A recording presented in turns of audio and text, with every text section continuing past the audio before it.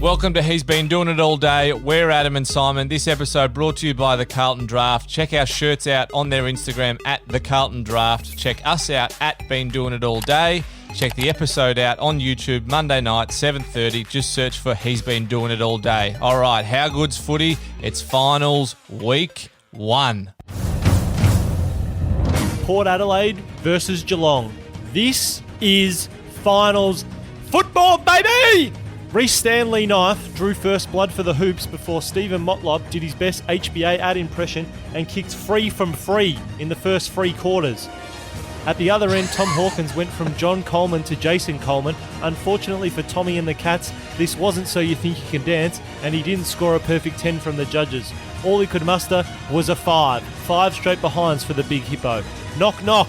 Who's there? Not our man Xavier Dersman, as he went toe-to-toe with a Reece Stanley elbow and came out second best. Travis Boak the back of Geelong with 22 touches, and Charles Darwin Dixon showed that evolution is a myth as he was kept quiet by the old man Harry Taylor Thomas. Twitter was all about the contest between Patrick Dangerfield and Darcy Byrne-Jones, and if it wasn't for a late come in from Robbie Gray, we could have basked in the memes for days.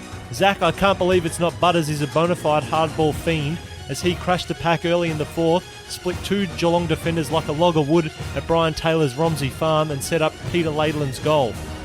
Geelong got within 10 points before the power said, "You've got a holler for a Marshall," a Todd Marshall, who kicked the sealer and sent Port Adelaide straight through to a home preliminary final. Port by 16 points.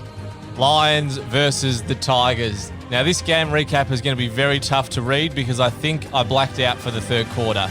The last time the Lions beat the Tigers was round 7, 2009. You know what else was going on in the world in 2009? The swine flu pandemic. So it seems the Lions only beat the Tigers when there's a pandemic around. So I say, bring on the pandemics. 30 seconds into the match, the man with quads the width of a small child, Daniel Rich, chipped a standard ball from 55 and kicked off the scoring. It was hotter than Pompeii after a Mount Vesuvius eruption in the first quarter, and Dusty must have used all the olive oil in the rooms because he couldn't be touched. Richmond also discovered Lachie Neale's kryptonite as they kept him without a single touch for the entire quarter. Another happy ending for the Big O as he converted directly in front following a 50-metre penalty. In the second quarter, the Camerons took control for the Lions as Charlie and Rayner got off the leash to put on 3 of the next 4 between them. Neale then decided that the handicap was sufficient and he'd start to play the game, and his little legs absolutely bombed one from 52 to give his Pride a 13-point halftime lead.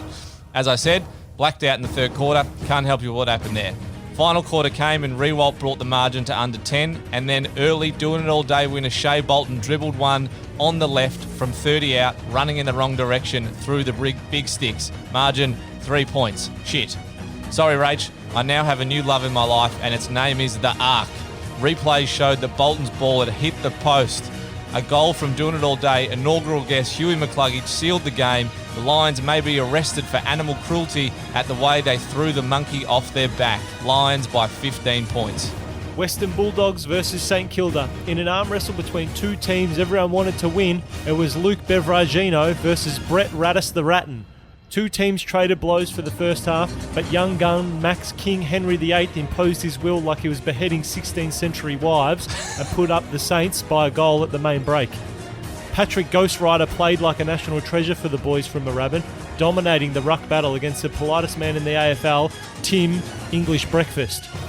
Aaron Norton played like a naughty boy for the Bullies as he could only muster 5 touches and 1 goal on his return from a broken face. In the third quarter though, it was all St Kilda.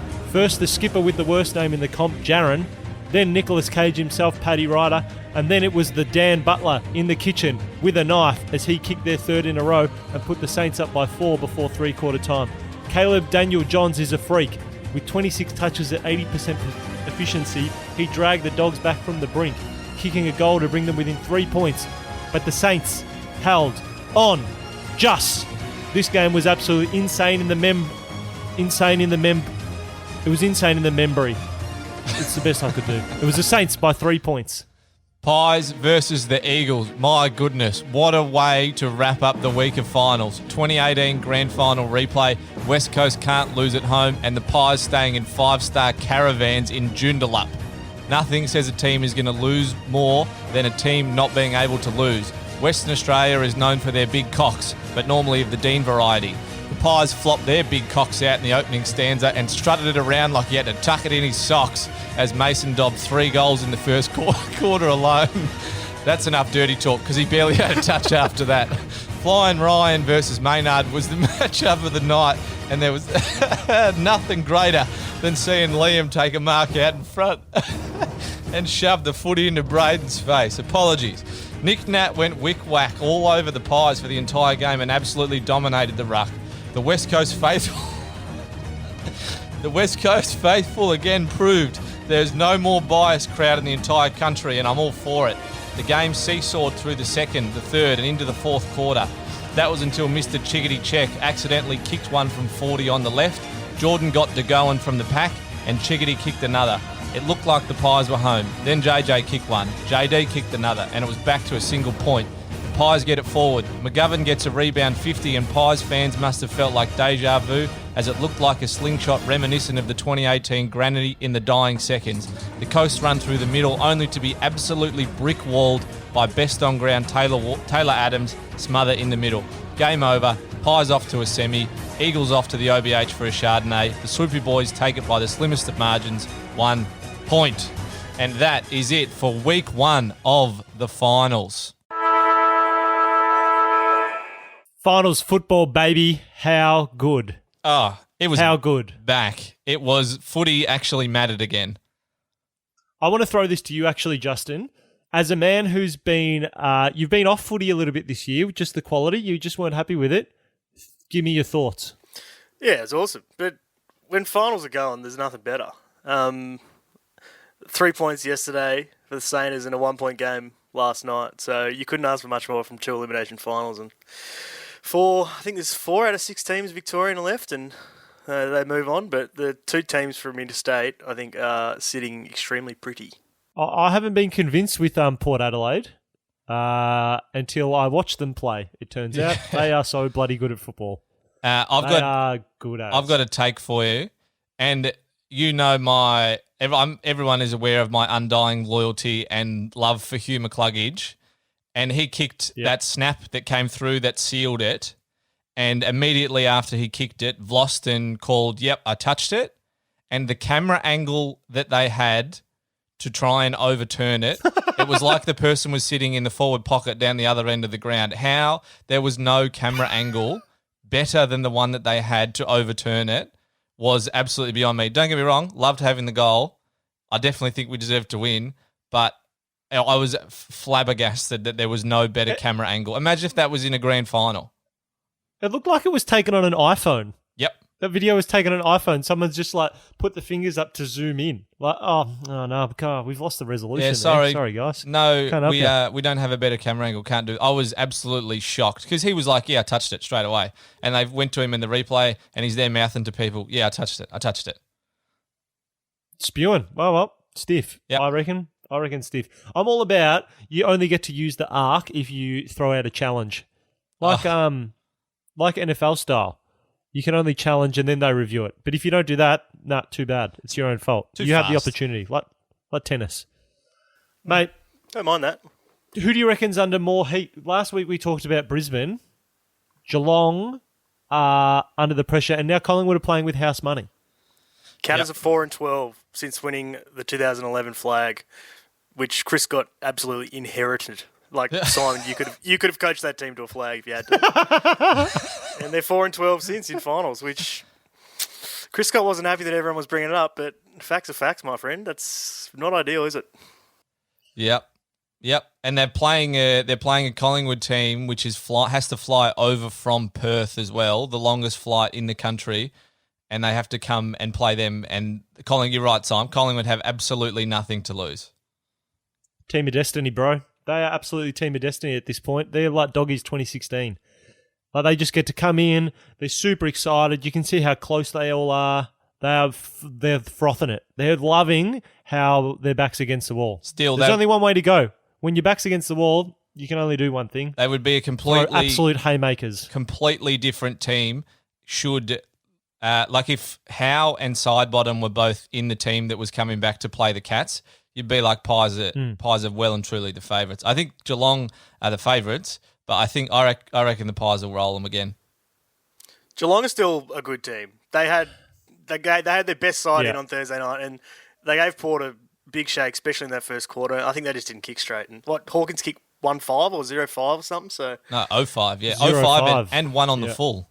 Yeah, so I don't think they'll be too worried. They still should, I reckon, have Collingwood covered, but who could say? I think Tommy Hawk, he is also another bloke who loves being against the wall. So, like, people have written him off. Well, people haven't written him off. He's the Coleman medalist, So, but they're saying, Tommy Hawk had a bad day, should have kicked straight, blah, blah, blah. The guy's going to kick 12 goals this weekend. Who would play on him? Darcy Moore? Roughhead. Nah, Roughhead. Roughhead start deep, and if he gets up the ground, Moore will probably follow him. Yeah. Yep. Also, I don't know if you guys have seen much of the chat around at the moment, but because Richmond have requested to play, Richmond are playing their semi-final, obviously, at Metricon, and everyone's like, how's Geelong feeling? Because all those last years, they've been like, we want to play at Cardinia, and AFL goes, nah, on principle, it's more people at the G, so you're playing at the G. More people fit in the Gabba, and the AFL's like, yeah, but it's not much more. But then they've completely gone against all their principle by letting them play at Metricon. I think, look, it's 2020. You can get away with it. And, I mean, they wouldn't fill up the crowd even if they went into the Gabba. Do you know what I mean? Richmond would, for sure. Richmond versus St Kilda? Rest assured, the Cats will complain regardless. Don't worry about that. That's an absolutely sure thing. But, just too bad. Play what you're told and just, get on with it. All right. Up next, we got an interview with commentating superstar Adam Papalia. Today's interview guest is one of our favourite commentators in the game. He's one of the best commentators in the game. He commentates on 6PR and also on Fox Footy. He's over in the West, so he commentated last night's game. You can find him on Twitter at Adam Paps. It's Adam Papalia. Welcome along, mate. Thank you very much. Too kind. Good to be on the show. Paps, we've got to touch base. First things first, what's Perth like at the moment? Is there a giant crater at Optus Stadium? The joint's been pulled apart? Are we talking footy or are we talking life in general? Because life in general, WA is pretty good. Footy-wise, there's a few sad and sorry Eagles fans rolling around town today, and there's some pretty giddy Fremantle Dockers fans rolling around today after West Coast got rolled, and they're certainly delighting in that. And there's quite a good base of Collingwood fans over this part of the world too, so there's plenty of them pretty happy. But I think I don't think a lot of people saw that coming last night. I think a lot of people thought that the Eagles were just going to cruise through to a pretty comfy victory and roll on to take on the Cats next week. But it was an incredible game, and it's a season where we've been lucky enough to have a few crowds here in Perth. We didn't have a heap of games, had a little chunk through the middle of the season, and just being at the ground last night, you just realise how much you missed it and how much you miss finals footy too, because just when the stakes are like that, when it's an elimination final, it was just incredible. And the 32,500 people that were at the ground sounded more like 100,000 at the MCG. It was that loud, and it was just such a brutal and gripping contest. It was brilliant. We were going to ask about the atmosphere because watching it on TV, it looked like the crowd was going absolutely boo-na-nas. They were going absolutely mental. The Darling, when he walked over the boundary line and got given the deliberate out of bounds, Jesus, didn't they just absolutely jump on any Pies player that walked over the boundary as well? Yeah, that's the way we roll over here a little bit when it comes to footy crowds, as Chris Scott has definitely talked about in the past with both Freo and West Coast. But I joked about it during the call last night, and there was a bit of truth in it. Like, it was just good to hear a crowd going feral at the footy again. Like, it was so nice to hear the boos and jumping on every decision. And clearly, all the calls for deliberate out of bounds weren't there, but it's just great when the crowd just get a bee in their bonnet about something, and it's just part of the drama and the theatre of it. And that one with Jeremy McGovern was scrutinised a bit, and the talkback callers have been lining up today, talking about it all morning. So it's the atmosphere at Optus Stadium. I don't know if you guys have been over, but for anyone that gets the chance, when the Great Wall eventually does come down and people can get in and out of WA again, if we haven't seceded by then, It's just it's a great venue. Like I've been lucky enough to be at pretty much all the major stadiums around the country, and Optus is it's because it's a little bit smaller than the MCG, but it's still got that cauldron-like feel to it. The noise just reverberates around. So, when you've got a passionate crowd there, it just sounds so loud. Well, if that's 30, what does 60 sound like? Insane. Yeah. Absolutely insane. Yeah, it's hard to sort of quantify exactly the difference between 30 and 60, but when it's pumping, it's so loud. It's really it's a great atmosphere, and you got the lights. Yeah, particularly for a night game, and I'm not going to get stuck into the grand final debate, but with the lights going and the atmosphere there, it is brilliant. So if anyone gets a chance in the future to come across and check out a game, it's well worth the trip because it's pretty cool. Do you reckon that's one of the main takeaways from this year? Is that I feel like there was a big push maybe 2 or 3 years ago. There was the AFL fans started almost like a union, just like it was like a Facebook union, but they got together and had a little bit of organisation, but just how important the fans are to make it, because all of the finals had crowds, and you could just tell there's a stark difference between real crowd and pumped-in sound crowd. Oh, absolutely. And even calling those games or watching those games or listening to them where there was no crowd or no artificial crowd, it makes such a difference. Fans are everything in the game. And I think it's been quite unbelievable, really, the response of a lot of the members of the clubs this year that have still pledged their cash during some pretty hard times for a lot of people, but they've still pledged their money to the clubs to help them get through. That's been quite phenomenal from all the footy fans out there. So, I think going forward, it's definitely going to be hopefully all about the fans. Hopefully, you can get some costs down around ticketing and that sort of thing, just to encourage people to get to the footy and sort of thank them for sticking with it. But you just cannot replicate it. We've seen it through all the sports around the world. I mean, you watch the NBA Finals at the moment too. It just doesn't quite feel the same, even though basketball's probably a little bit better suited to that environment to be able to get through without a crowd. But footy just needs it. You just need fans there, whether that's 10,000 or 30. You just need that roar after a goal that just shows and feel the emotion and the passion and just what it means to people. I think that's what you get the sense of more, is just how much is on the line when the crowd's riding every single bump and kick and goal. You can feel it like when you're at the ground. It's pretty cool.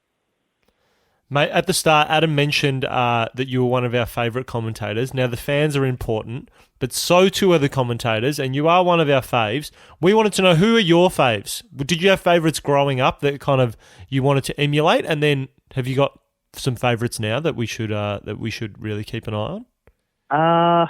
You've always got your sort of favourites are the ones I think that you grew up listening to.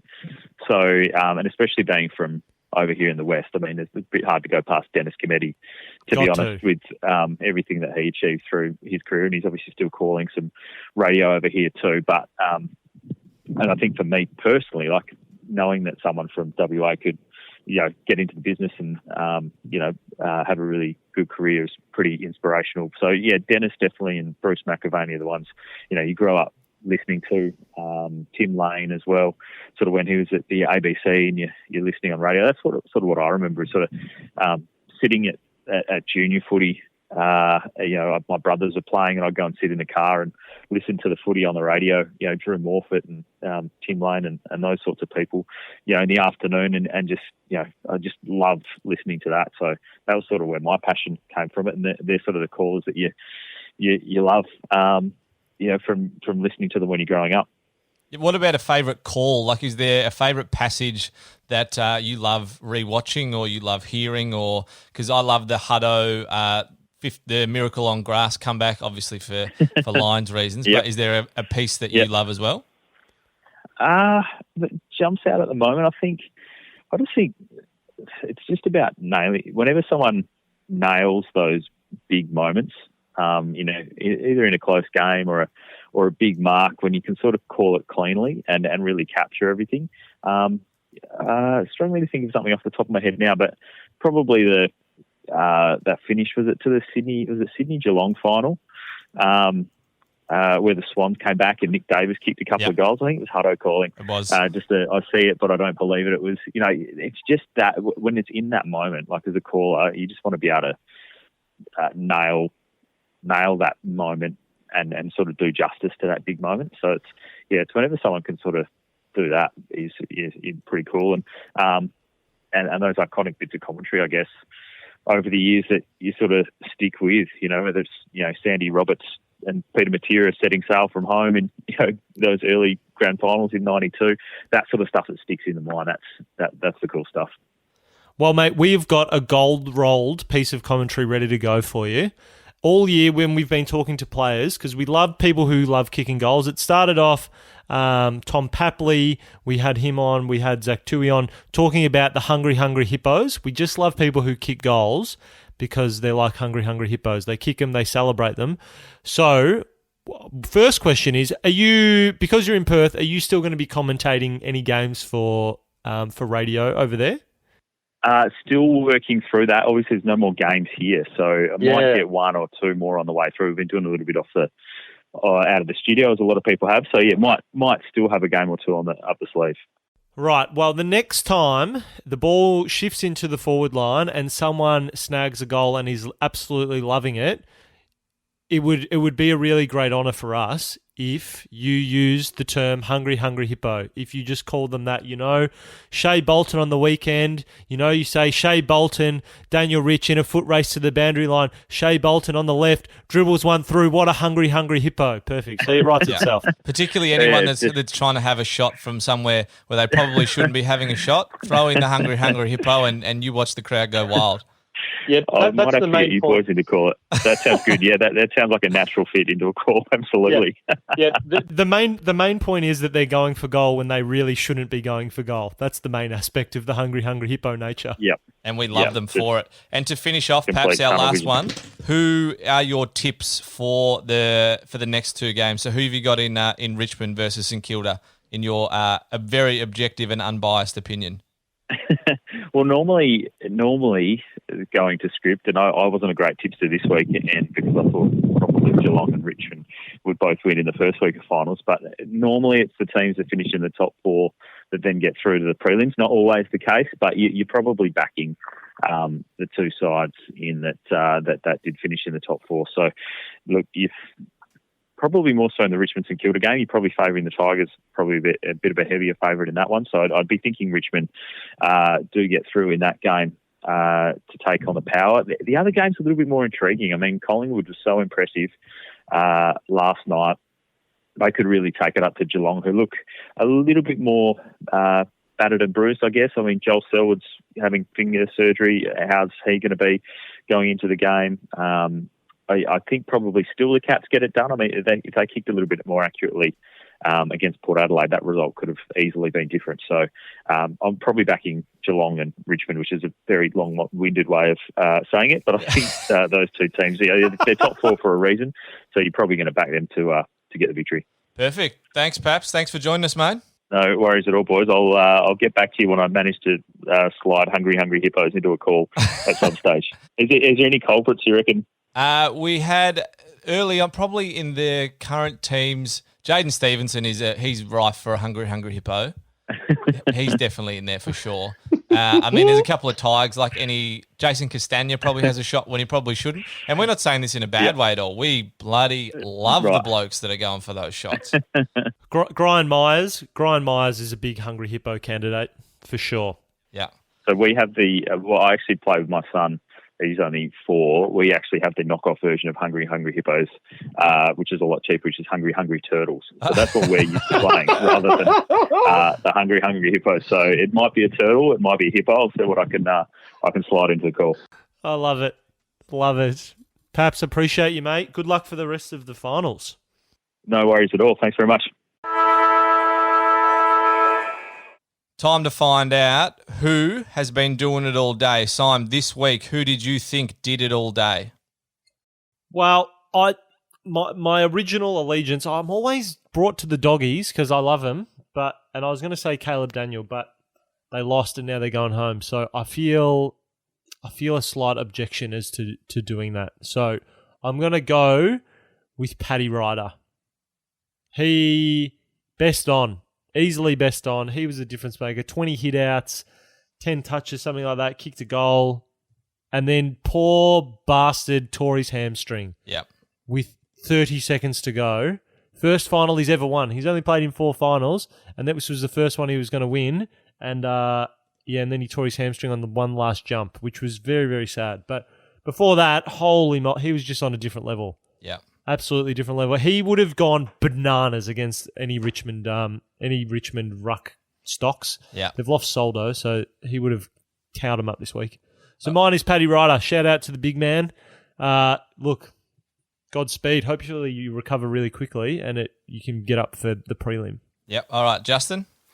There's like 15 different blokes you want to choose this week. So I'm gonna rattle off a handful, and hopefully I don't piss on them all. And some of them are Adams. Nick Nat absolutely shredded Grundy. I don't know what was going on there.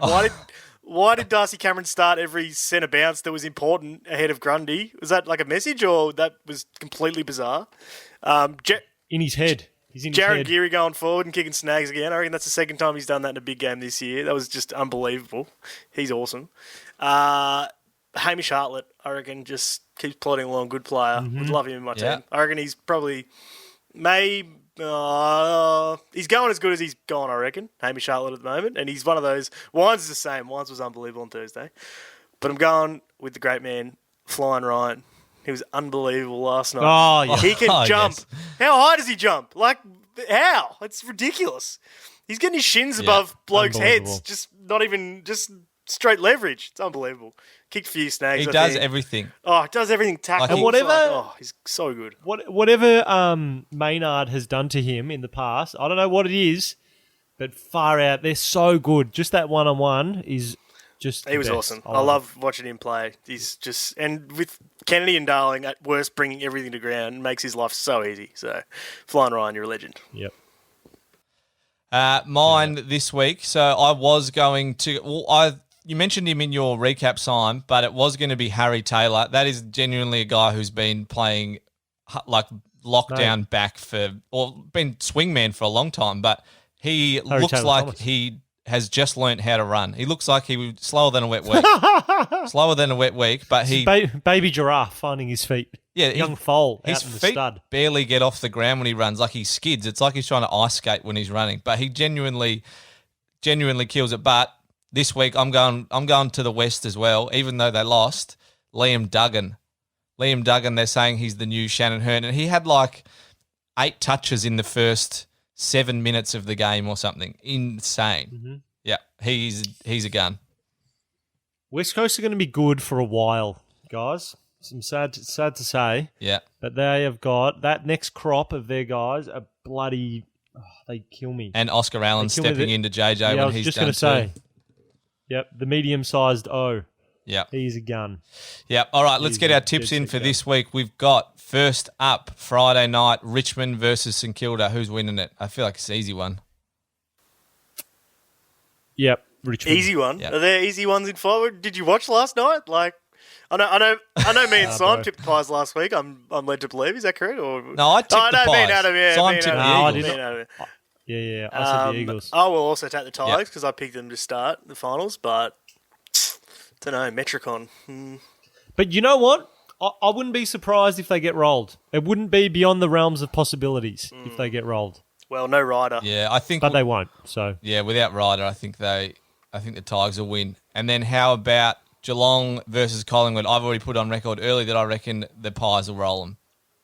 Only because I had them as my flag favourites, I'm going to pick Geelong.